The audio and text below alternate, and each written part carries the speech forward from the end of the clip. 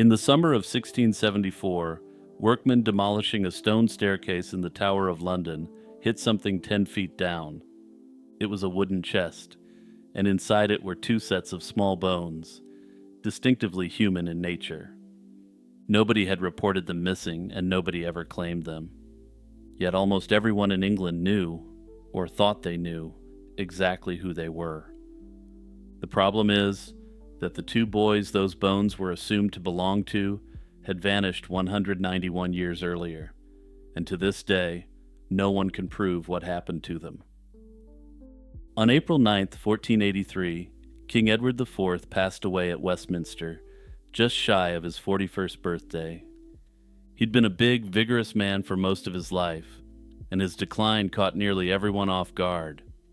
His heir was his 12-year-old son, now Edward V, who at that moment was more than 150 miles away at Ludlow Castle on the Welsh border. He'd been raised under the supervision of his maternal uncle, Anthony Woodville, Earl Rivers.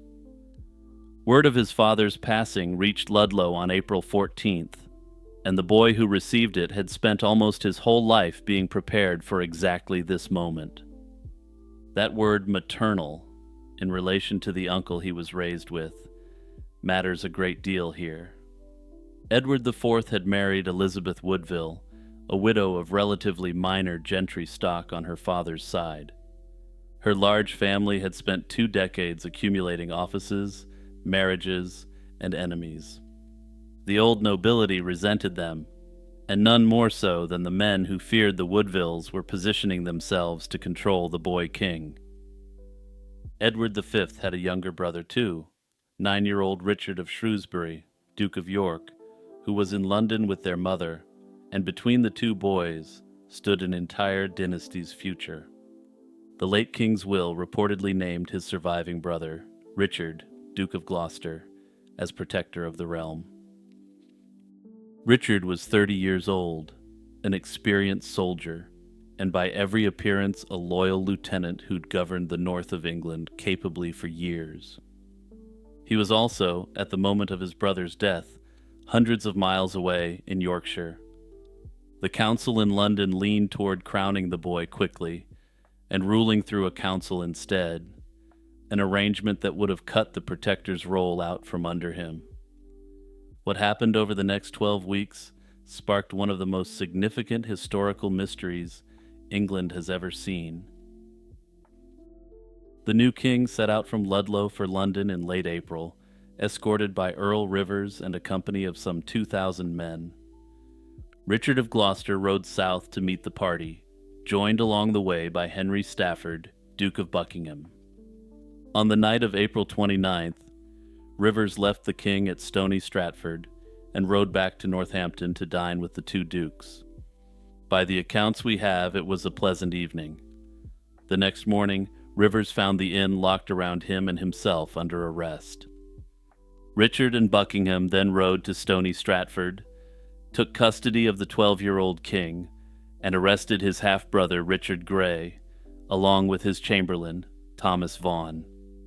Edward V reportedly protested that he trusted the men his father had given him, and it did him no good. When word reached London, Queen Elizabeth Woodville grabbed her younger son and her daughters and fled into sanctuary at Westminster Abbey.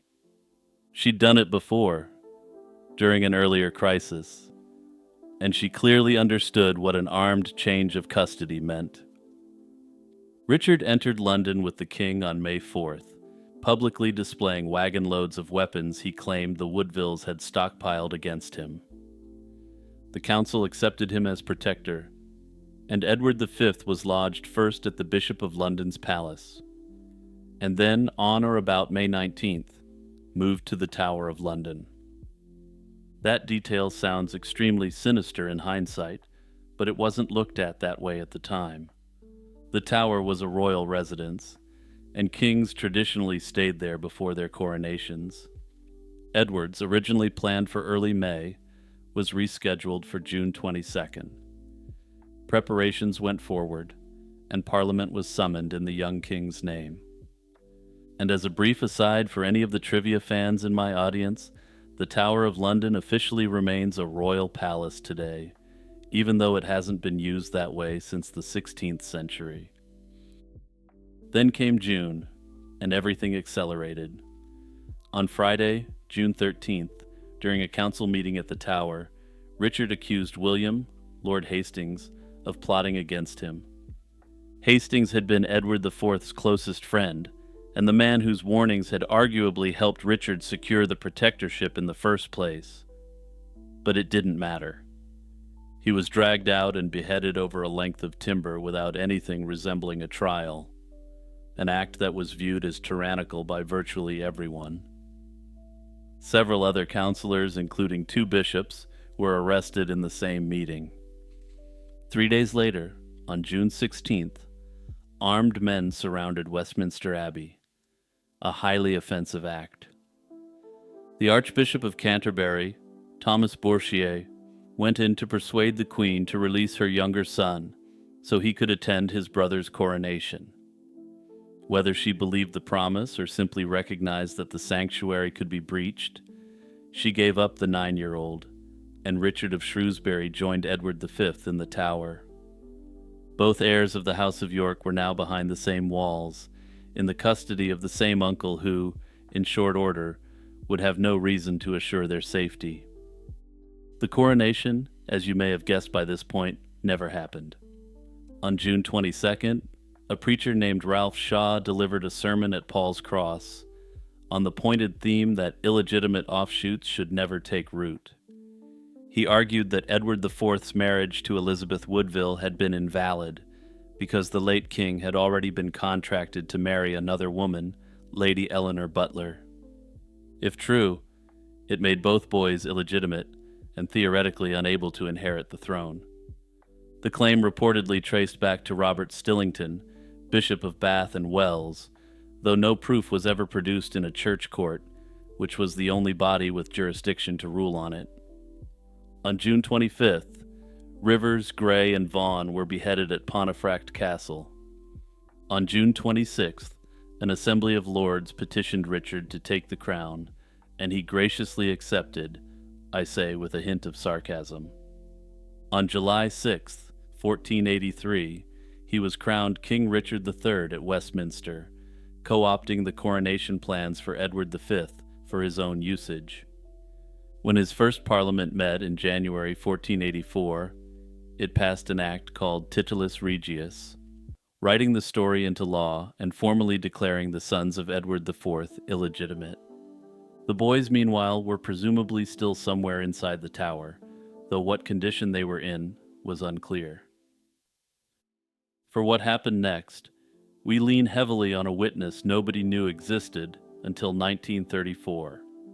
Dominic Mancini was an Italian cleric visiting London that spring and summer.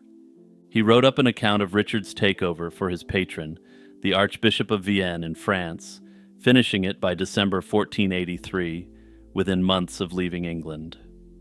His manuscript then sat unnoticed in a municipal library in Lille until the historian Charles Armstrong found it and published it, giving historians something extraordinary.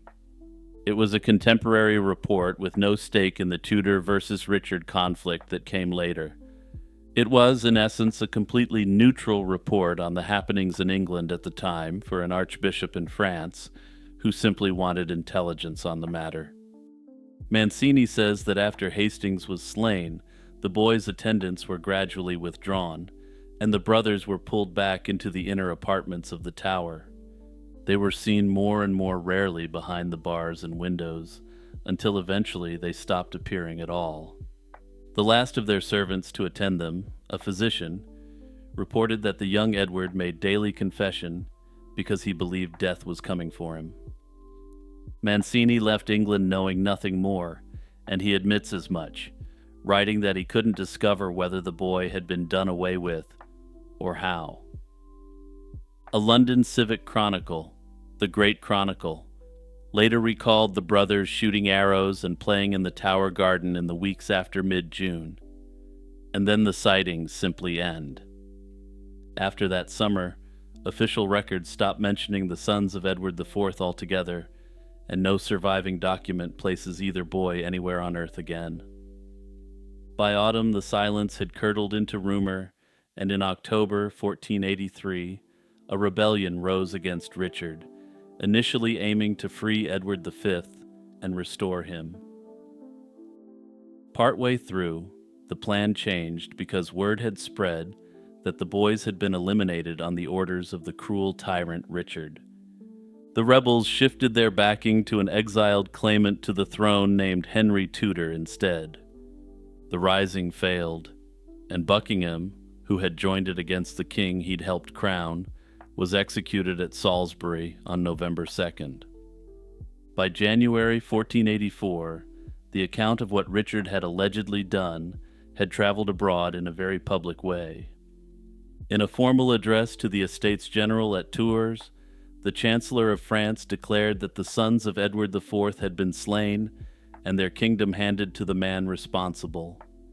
The Crowland Chronicle, written by someone close to the government within 3 years of the events, confirms the rumored sequence of events. The boys were held under specially appointed guard, and a rumor spread that they had perished by some act of violence, though nobody knew how. Richard could have ended the rumor at any moment by simply producing the boys, but he never did. Nobody held a funeral, and nobody in power pointed to a culprit or offered any explanation at all. Yet in March 1484, Elizabeth Woodville came out of sanctuary and placed her daughters in Richard's care after he swore a public oath to protect them. Many historians believe this wasn't the act of a woman who believed that Richard had ordered the deaths of her sons. Everything most people think they know about what happened comes from accounts written decades later, under the dynasty that took Richard's throne. Richard himself perished at Bosworth in August 1485, fighting the same Henry Tudor the rebels had rallied behind, and the winners spent the next century writing the history. That's not automatically disqualifying, but it means the famous version deserves scrutiny as a story with its own history. Notably, Henry VII behaved almost as strangely as Richard had. After taking the throne in 1485, he had Titulus Regius repealed and ordered every copy destroyed.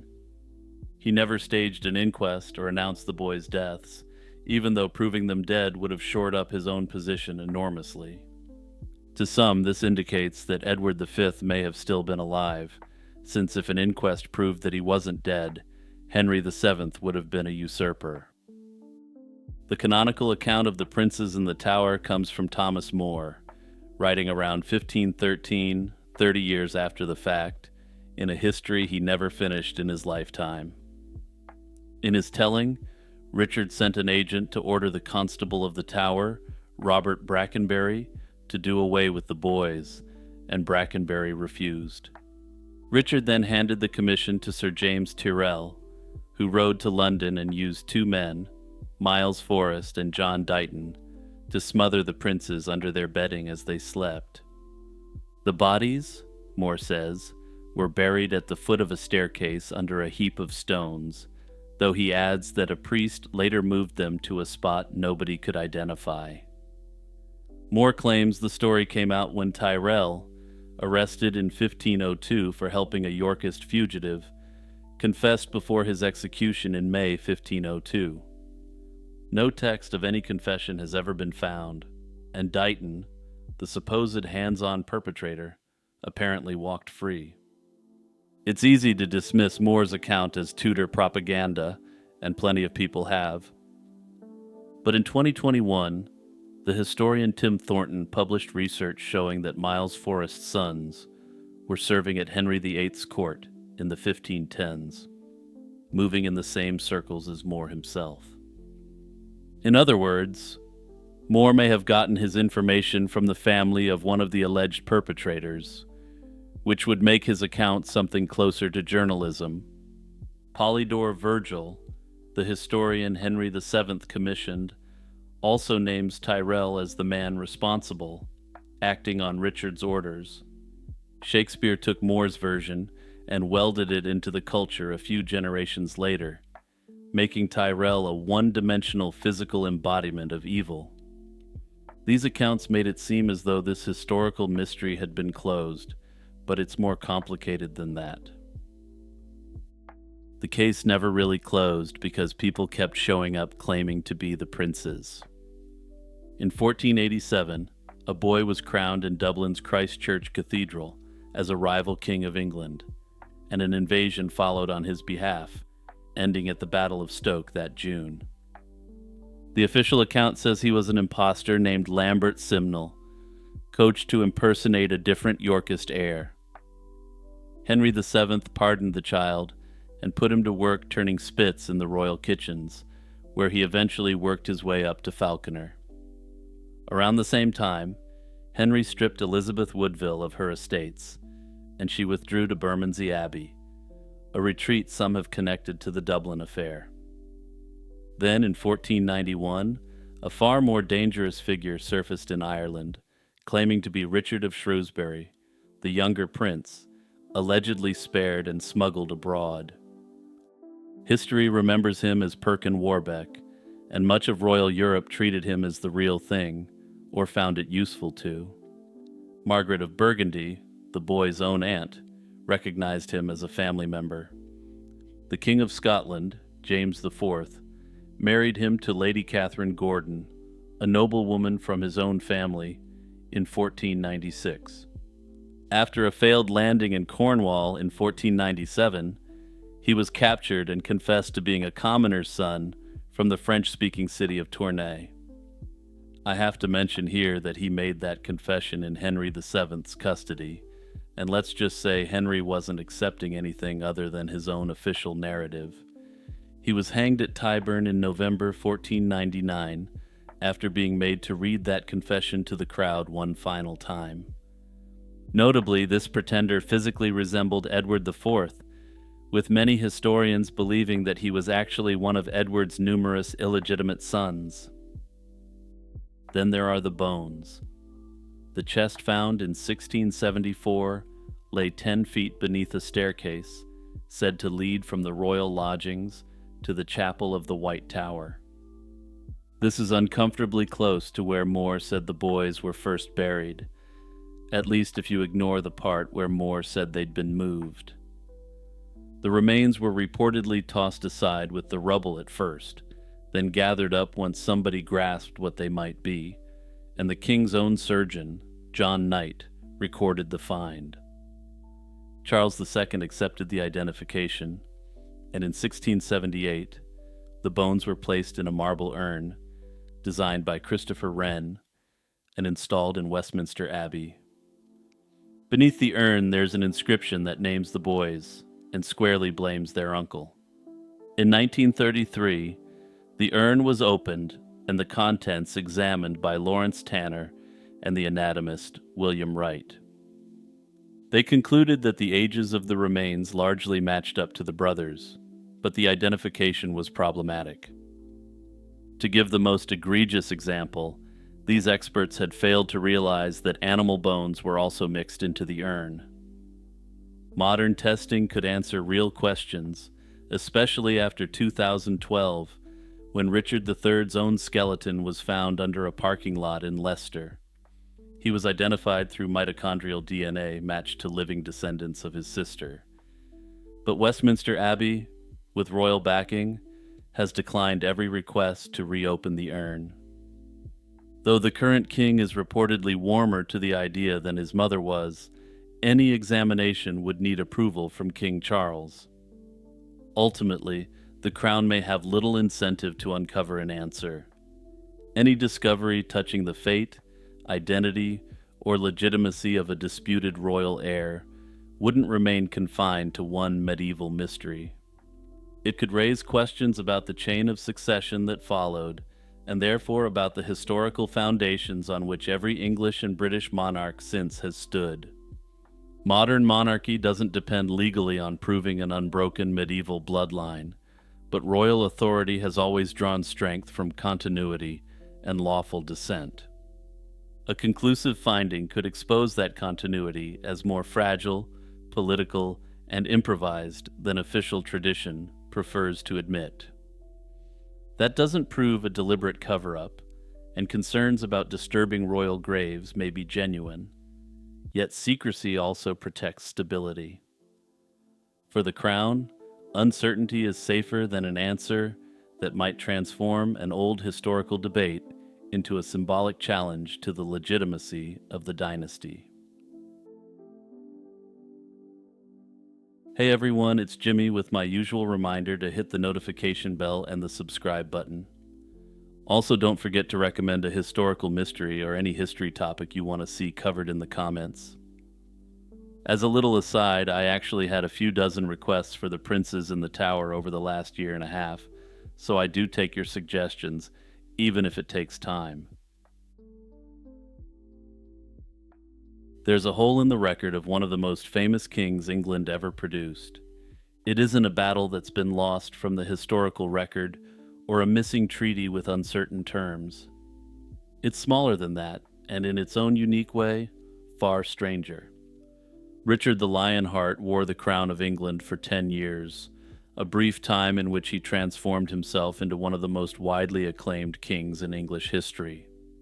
Chroniclers trailed him from Westminster to the walls of Acre, writing down his jokes, his rages, his songs, and his deathbed words. And nowhere, in any surviving page, did a single one of them record him speaking a word of English. The question is whether that silence means what everybody assumes it means. Start with a fact that tends to surprise people. Richard was actually born in England, not in France. He came into the world on September 8th, 1157, probably at Beaumont Palace in Oxford, the third son of Henry II and Eleanor of Aquitaine. The woman who fed him as an infant, his wet nurse, was English-born, and unlike most other women who held this position, we actually know some things about her. Her name was Hodierna, a woman from St. Albans whose own son, the future scholar Alexander Neckham, was reportedly born the same night as the prince. That coincidence of timing seems to be why she was chosen, and the two boys were nursed together in the royal household, which made a commoner's son the milk brother of a future king. Richard never forgot her, and once he took the throne, he granted Hodierna an extremely generous pension charged on royal lands. This was a serious income for a wet nurse, and she was reportedly still collecting money from the crown well into his brother John's reign. A parish in Wiltshire in West Connaught was known for centuries as Connaught Hodiern because she held land there. It's one of those small details that survives when so much else doesn't, and it tells us something interesting. Whatever Richard became, his earliest world was an English one, full of English-speaking servants, in an English town.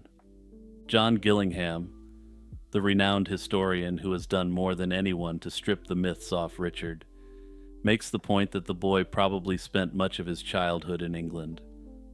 While his father ranged across an empire that stretched from the Scottish border to the Pyrenees, Richard likely stayed put. So if you want to argue that Richard never heard English in his formative years, the evidence is against you. But the real question is what happened next.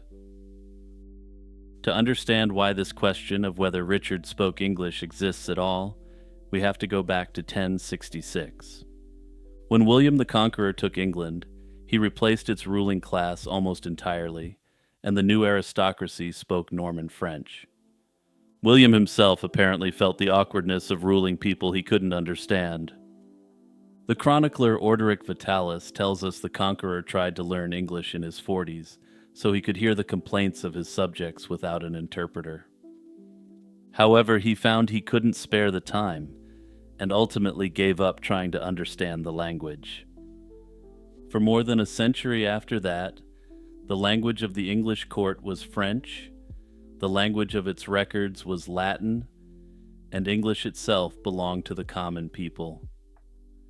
Richard's own father is a useful measure of what royal education looked like. The courtier Walter Map claimed that Henry II had some grasp of every language spoken between England and the River Jordan, but that in conversation, he only ever used Latin and French. Notice what's missing from that daily rotation.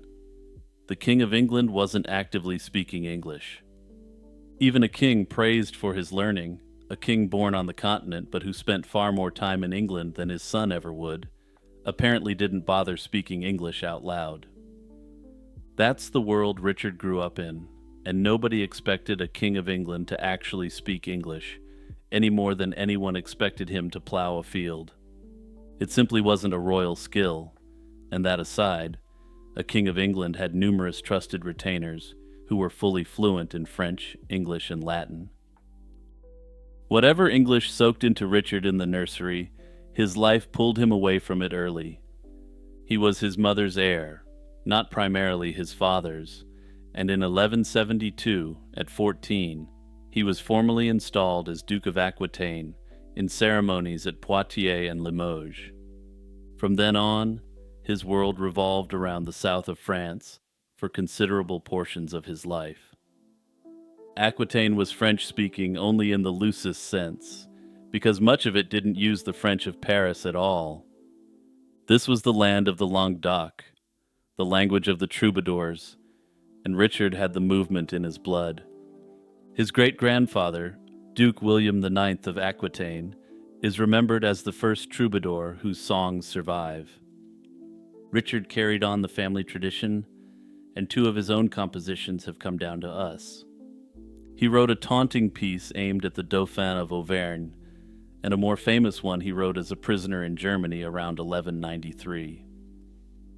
The latter composition is a bitter complaint that his people were taking their time raising his massive ransom. That prison song survives in Old French, with a version in Occitan as well. So we know which languages Richard demonstrably used. He spoke the French of northern France, the tongue of his administration and his court. He knew the Occitan South well enough to trade verses with its poets, which indicates a high degree of fluency. According to Gerald of Wales, Richard was apparently comfortable enough in Latin to crack a joke at the expense of an Archbishop of Canterbury due to an error in the latter's Latin grammar. Notably, English appears nowhere on that list, but then nobody was actually keeping a list, and we of course only have snippets of Richard's life. Richard was crowned at Westminster on September 3rd, 1189, and what followed has defined his reputation ever since. He'd taken the cross, he needed money to fund his excursion, and England was the richest thing he owned. He sold offices, castles, lordships, and sheriffdoms to anyone with silver. Perhaps most shockingly, he released the King of Scotland from feudal obligations his father had extracted for 10,000 marks. Richard of Devizes, a monk at Winchester with a sharp pen and a taste for gossip, wrote that the king joked he would have sold London itself if he could have found a buyer. Then he left England on his way to the Holy Land, and add up his time on English soil as king, and you get roughly 6 months out of a 10-year reign. There were about 4 months around his coronation in 1189, and about 2 more in the spring of 1194, after his release from captivity. There he wore the crown a second time at Winchester that April, but the captivity itself came with a staggering bill. The Holy Roman Emperor demanded 150,000 marks for his freedom, around 2 or 3 times the crown's annual revenue. The country was taxed so hard that the crown even leaned on churches to contribute to the ransom, a highly unusual move viewed as extremely offensive at the time. His queen Berengaria of Navarre reportedly never set foot in England at all during his lifetime. For most of his English subjects, Richard was effectively a foreign ruler with a massive tax bill attached, an interesting fact given his popular reputation. And here's a detail that shows just how far the ruling class stood from the ruled. When Richard sailed east, the man he left running England was his chancellor, William Longchamp, Bishop of Ely. Longchamp's regime collapsed in 1191, and in October he tried to slip out of the country through Dover disguised as a woman, carrying cloth as if he had something to sell. The story goes that locals on the beach spoke to him, and he couldn't answer, because after years of governing England, Longchamp didn't know a word of English. This isn't just a funny anecdote, it also provides further indication as to how Richard viewed the importance of the English language to the governance of England. That said, we have this account from Hugh of Nonant, a rival bishop who loathed him and gleefully wrote the whole fiasco up, so the details deserve suspicion. But no one at the time seems to have found the core claim implausible, that the man ruling England in the king's name couldn't manage a word of English. The argument that Richard never spoke English is simple and cumulative. The chroniclers who knew him best, men like Roger of Howden, who actually traveled to the Holy Land with the king, never once show him using it. Ambrose, who wrote an eyewitness verse account of that adventure, composed it in Norman French, the language Richard's fighting men listened to. Every scrap of the king's recorded speech, right down to the jokes, comes to us in French and Latin. Then there's the long arc of the monarchy itself. English didn't creep back into royal mouths for generations. It took until 1362 for Parliament to be opened in English, and Henry IV, crowned in 1399, is generally counted the first king since the conquest whose mother tongue was English. His coronation may have featured the first royal address in English in more than 300 years, a full 2 centuries after Richard's death. If English was still a novelty in royal mouths 200 years later, the odds that Richard bothered with it look thin. But here's the thing. No medieval source ever says Richard couldn't speak English. The confident claim that he never spoke a word of it appears nowhere in his own century, and if anything, the medieval imagination ran the other way. An English verse chronicle from the 1330s, Robert Manning's reworking of an older history, cheerfully puts a little English in Richard's mouth during his conquest of Cyprus.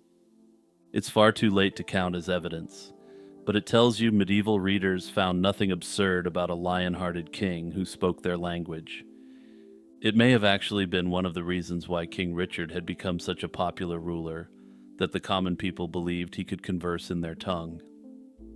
The certainty that he didn't speak English is a modern deduction, an argument from silence that hardened into fact through repetition.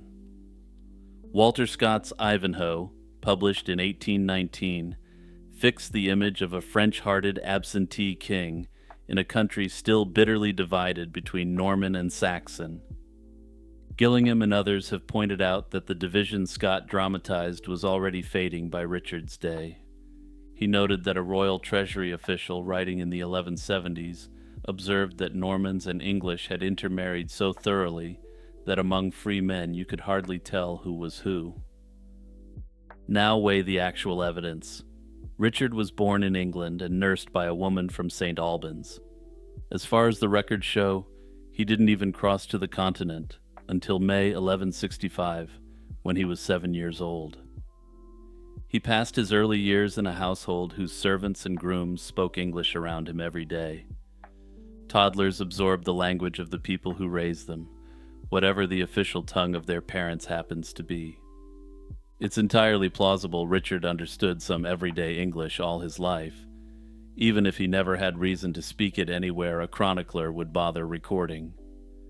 And consider the silence from the other direction. When a powerful man's ignorance of English was worth mocking, chroniclers mocked it. Hugh of Nonant thought Longchamp's helplessness at Dover was delicious and wrote it down for posterity. Richard had enemies too, and the court of Philip of France spread plenty of poison about him. After Conrad of Montferrat was cut down in Tyre in 1192, the French court spread the claim that Richard was behind it and that Philip was next on the list. Yet nobody ever jeered that the king couldn't speak to his own people, and maybe that's because no one expected him to, or maybe the jibe was never available to make. Personally, based upon the evidence, I suspect that Richard spoke English at a fairly rudimentary level from his early years in England. He stayed there until he was 7, which is old enough that he would have retained some of this knowledge into adulthood, regardless of what came next. Still, despite that, Whether he had any real fluency in the English language is ultimately an open historical question, and one that we will likely never answer with any degree of certainty.